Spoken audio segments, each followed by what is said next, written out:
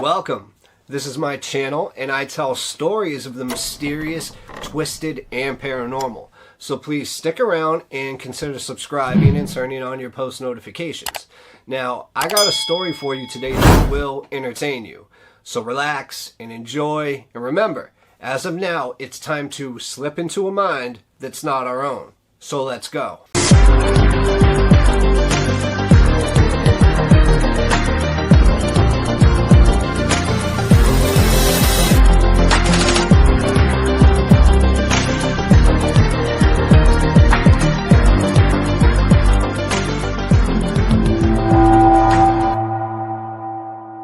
Now, a North Sea diver cheated death after a catastrophic computer failure saw his boat drift away and his oxygen supply cut off. Edinburgh-born Chris, who lives near Mcgee in the Highlands, is a saturation diver.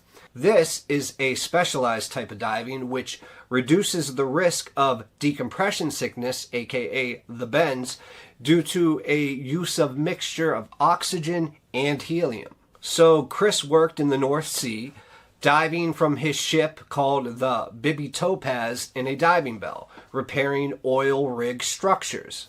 But you know, what started as just a normal day on September 2012 ended in a drama. No one thought Chris would survive. So you got Chris with colleagues Dave Uasa and Duncan Alcock were lowered 91 meters in their diving bell to fix a pipe on the seabed at the Huntington oil field east of Peterhead in Aberdeenshire. Now at that time the ship was enduring 35 knot winds, but Chris says that was standard weather for that time of the year.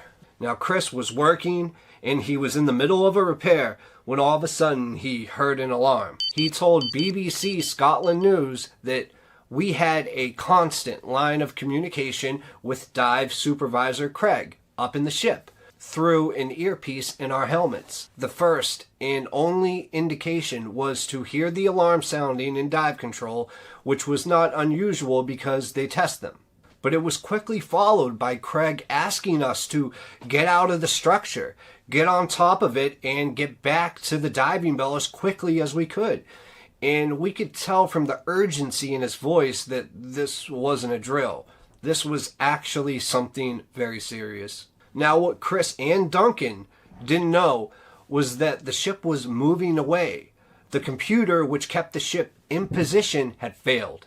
Now, Chris's umbilical cable, which is a tether back to the diving bell and the ship, which provided the divers with breathing gas, hot water to keep the suits warm in the 3-degree C, as well as light and electricity, became snagged on a part of the metal structure. Now, straight away, he knew he was in some serious trouble.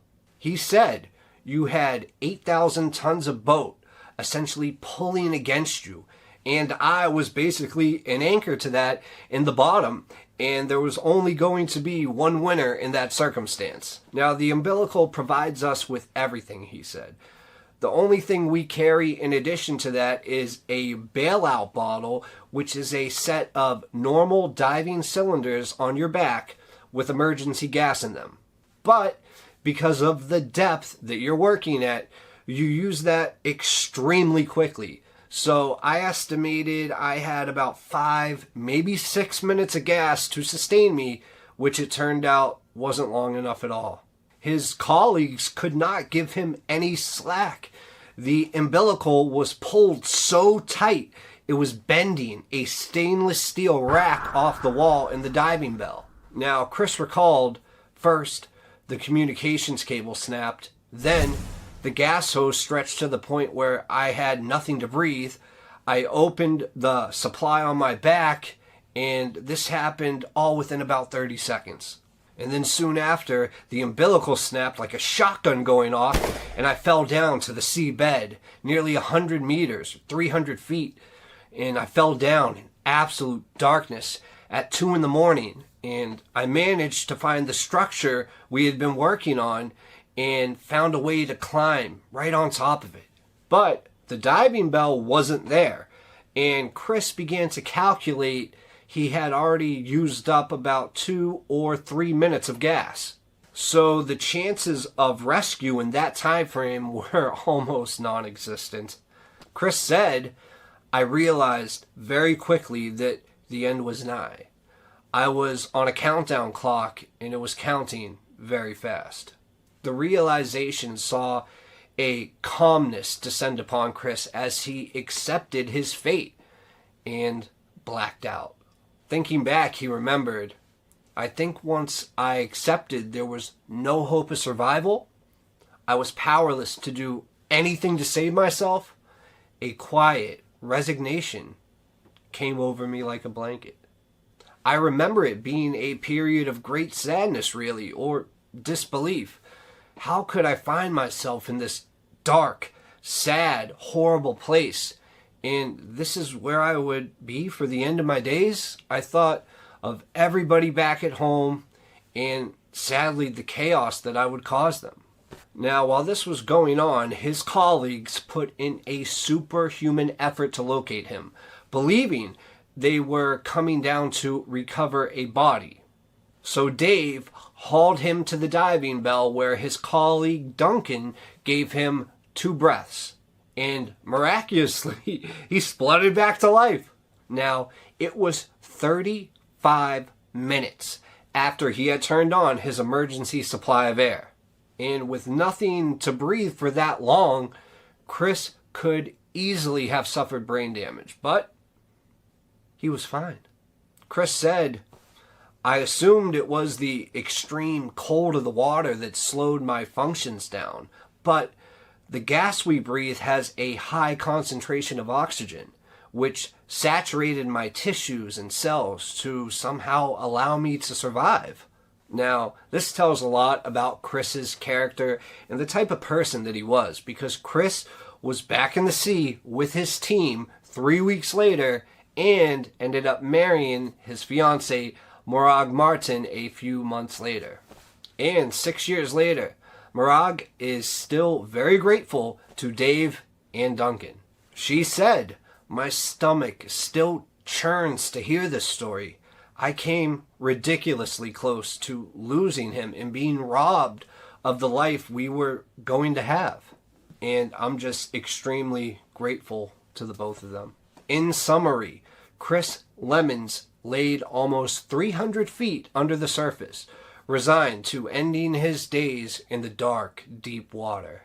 But the miracle of his colleagues' superhuman efforts to save him and his body lasting 35 minutes on a 6-minute emergency air tank saw him not only living to resume his diving job and marry his fiancée, but to suffer no ill effects of a lack of the oxygen. His extraordinary true story has now been made into a documentary film called Last Breath. David Michael Barnett was born May 18th, 1976 in Glendale, Missouri. Now, he grew up in a severely dysfunctional home where his father was a violent alcoholic, always mistreating him and sometimes even sexually abusing him. His mother was a bad mother as well. She tried to leave him after being born at the hospital, the day he was born. And even though that didn't work, later on she tried to leave him many times, including one time with a drug-addicted sex worker. He had a very rough life, and by the age of 5 was removed from his parents' home and placed in a series of foster homes, and he lived in and out of those until his grandparents eventually adopted him. Now, by 8 years old, David was all screwed up in the head, and even that early in life, he was already contemplating suicide. In fact, after that, he once survived an overdose of prescription drugs in his late teens. Now, Sunday, February 4th, 1996, was the day that David would become a killer. At 8 a.m., his grandparents were attending a service at the Kirkwood Baptist Church. And at this time, David was 20 years old, and he was spending more of his time living with his friends than his grandparents, who he didn't get along with much anymore. And that's mainly because his grandparents grew frustrated with him over his repeated delinquent behavior. So early that morning, when David walked back from his friend's house to his grandparents' house, he arrived, he went to the house, but he ended up sneaking in through the bedroom window, and then he laid down on the living room couch and fell asleep watching television. And when his grandparents returned from church at about 1 p.m., they were extremely upset to find that he entered their homes. I guess he wasn't welcome anymore. And after that, an argument ensued, and David shoved his grandmother, causing her to fall to the ground. After that, with the grandmother laying helplessly on the ground, she had to watch as her grandson violently shoved her husband, David's grandfather, as well to the ground. And after that, David made his way into the kitchen and grabbed a knife from the table. He returned to the living room and stood over his grandparents. At this point, they were dazed and confused, and they could absolutely not believe what was going on.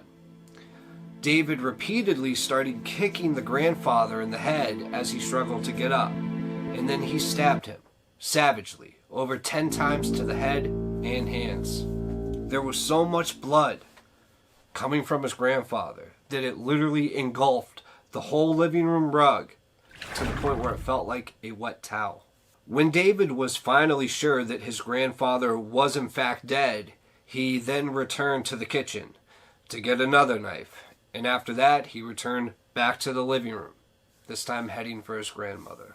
With this absolute rage coursing through his veins, he stabbed her in the neck, and then the anger that he felt for his grandmother remained, despite the fact that she laid there dying. So he returned to the kitchen and grabbed 2 more knives. And when he got back to the living room, he continued to stab his grandmother in the neck and the face. And by the time he was done, David stabbed his grandmother just in the neck 12 times alone. At this point, David had successfully killed both of his grandparents, who were now dead, laying on the living room floor. After this, David tried hiding the knives, placing one of them between the mattress of his grandparents' bed, and then he washed the blood off of his hands and headed to the garage. David previously told his friends how much he wanted his grandfather's car, which was a 1995 Dodge Intrepid, and he knew where his grandfather kept the keys, which he immediately grabbed, and he also took $120 from his grandmother's purse before driving away in the Intrepid. After this, the police actually discovered the dead bodies of the grandparents the next morning, and they commenced a search of the area, and they ended up finding a stolen Intrepid in a nearby residential neighborhood. And as they were inspecting the car, believe it or not, David approaches them and just confesses to both the murders. And when he was being swarmed by dozens of reporters at the time, he was continuously asked, "What happened? Why'd you do this? What's going on?" And the only one response he ever gave was, "I just snapped." David was then put on trial for 2 counts of first-degree murder, and the jury found him guilty.